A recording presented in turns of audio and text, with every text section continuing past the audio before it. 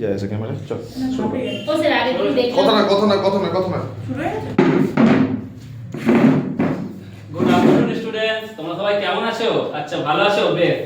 আচ্ছা তোমরা আজকে একটা গল্প শুনবে? আচ্ছা ঠিক আছে, তাহলে শোনো। জানো তো একটা জঙ্গলে একটা সিংহ বাস করতো। তো সিংহটা ছিল সেই জঙ্গলের রাজা। তাহলে বলো তো জঙ্গলে কে বাস করতো?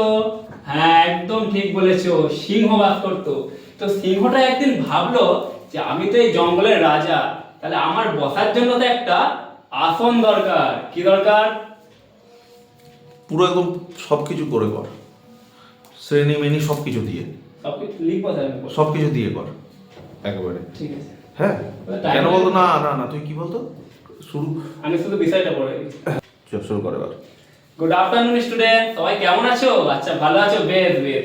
আচ্ছা তোমরা এখন কোন ক্লাস কোন শ্রেণীতে পড়ো বলো তো? হ্যাঁ তোমরা তো এখন তৃতীয় শ্রেণীতে উঠে গেছো, তাই না? দেখো তৃতীয় বানানটা সবাই খুব ভালো করে দেখো। তৈরি তয় দীর্ঘে অন্তস্থ, তাই তো তৃতীয়। আজকে তারিখ কত বলো তো? তোমাদের মনে আছে তারিখ? হ্যাঁ আজকে হচ্ছে 26 তারিখ। কালকে কত তারিখ ছিল তাহলে?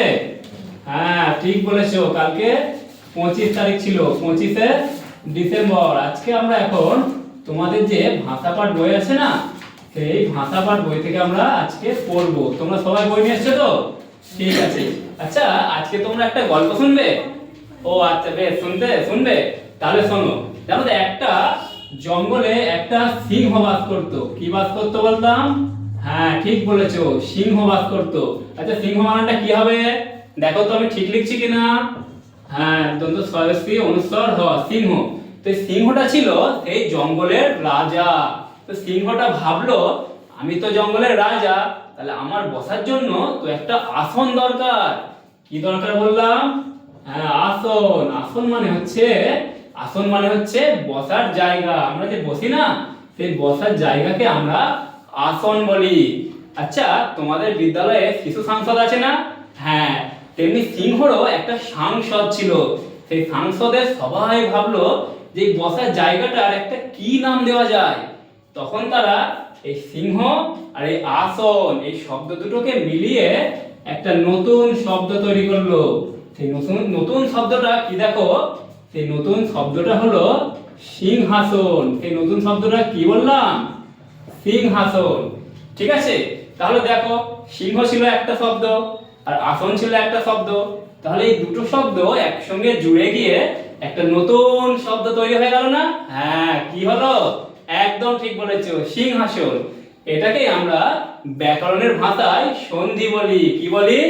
একদম ঠিক বলেছো, সন্ধি বলি। এই সন্ধি শব্দের মানে কি জানো? এই সন্ধি শব্দের মানে হচ্ছে মিলন। সন্ধি শব্দের মানে কি বললাম? হ্যাঁ মিলন, একদম ঠিক, ভেরি গুড। সন্ধি শব্দের মানে হচ্ছে মিলন। কারণ দেখো এখানে দুটো শব্দের কি হচ্ছে? মিল হচ্ছে, তাই না? দিয়ে একটা নতুন একটা শব্দ তৈরি হচ্ছে। তাহলে যখন দুটো শব্দ পরপর মিলিত হয়ে নতুন একটা শব্দ সৃষ্টি হবে, তখন সেটাকে আমরা কি বলবো? হ্যাঁ একদম ঠিক বলেছে অজয়, তখন সেটাকে আমরা সন্ধি বলবো। আচ্ছা তোমরা তো বর্ণ বিশ্লেষণ শিখেছো, দেখি তোমাদের কি মনে আছে। তাহলে আমরা এই তিনটে শব্দর বর্ণ বিশ্লেষণ করে দেখি এদের মিলনটা কোথায় হলো। ঠিক আছে, তাহলে দেখো সিংহর বর্ণ বিশ্লেষণ করলে কি হবে তোমরা সবাই আমাকে বলবে কিন্তু। হ্যাঁ দেখো সিংহকে ভাঙলে আমরা কি পাবো বলো?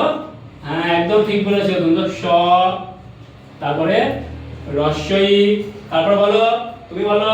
হ্যাঁ ভেরি গুড, অনুস্বর। তারপর এটাকে বলবে? হ্যাঁ বাহ খুব ভালো বলেছো, হ যোগ প, তাই তো। এবার আমরা আসনটাকে ভেঙে দেখি কি কি পাই। হ্যাঁ দেখি তোমরা সবাই বলো তো, আসনটাকে ভাঙলে আমরা কি পাবো? বাহ খুব ভালো বলেছো অমিত, আ পাবো প্রথমে। তারপরে বলো, পরপর বলো। স, স, তাই তো। স কি পাচ্ছি লাস্টে আমরা? হ্যাঁ অ পাচ্ছি, তাই না? তারপরে ন, দন্ত ন কি পাচ্ছি? ন যোগ অ, তাই তো। এবার আমরা এই সিংহাসন শব্দটাকে ভেঙে দেখবো। ঠিক আছে, তোমরা সবাই ভালো করে দেখছো তো? কেউ কিন্তু অন্যদিকে মন দেবে না। হ্যাঁ তাহলে দেখো এটাকে কে বলবে? সবাই বলো। হ্যাঁ ঠিক বলেছো, দন্ত স যোগ রস্বই, তারপর অনুস্বর, অনুস্বরই বসে যায়। ঠিক আছে, তারপর বলো কিভাবে ভাঙবো? হয় সঙ্গে কি কার আছে? আকার, তাহলে কি হবে হ যোগ, বলো হ যোগ আকার, ভেরি গুড, হ যোগ আকার, তারপর দন্ত স যোগ অ, আর সবশেষে তুমি বলো দেখি। হ্যাঁ বাহ, খুব ভালো বলেছে। এই তো তোমার তো ভালোই মনে আছে দেখছি, তোমরা সবাই মন দিয়ে শিখেছিলে তাই না? দন্ত ন যোগ অ, তাহলে দেখো আচ্ছা এই লাস্টে আমরা কোন বর্ণ পেলাম? অ, এটা কি বর্ণ? ভেরি গুড, স্বরবর্ণ। আর এটাও স্বরবর্ণ, বাহ খুব ভালো। তাহলে দেখো আমরা লাস্টে অ পেয়েছি, কিন্তু এখানে আমরা কি বর্ণ পাচ্ছি বলো তো? আ, আটা কি? আটাও স্বরবর্ণ, বাহ ভেরি গুড। তাহলে দেখো অ আর এই অ মিলে আমাদের কি হয়ে গেছে? আ হয়ে গেছে, তাই না? এই অ অ মিলে আ, একটা নতুন বর্ণ তৈরি হয়ে গেছে, তাই না? তাহলে দেখো এখানে স্বরবর্ণের সঙ্গে স্বরবর্ণের মিল হচ্ছে। তাহলে যখন স্বরবর্ণের সঙ্গে স্বরবর্ণ মিল হয়ে একটা নতুন শব্দ সৃষ্টি হয়, তখন সেই সন্ধিটাকে আমরা কি বলি জানো?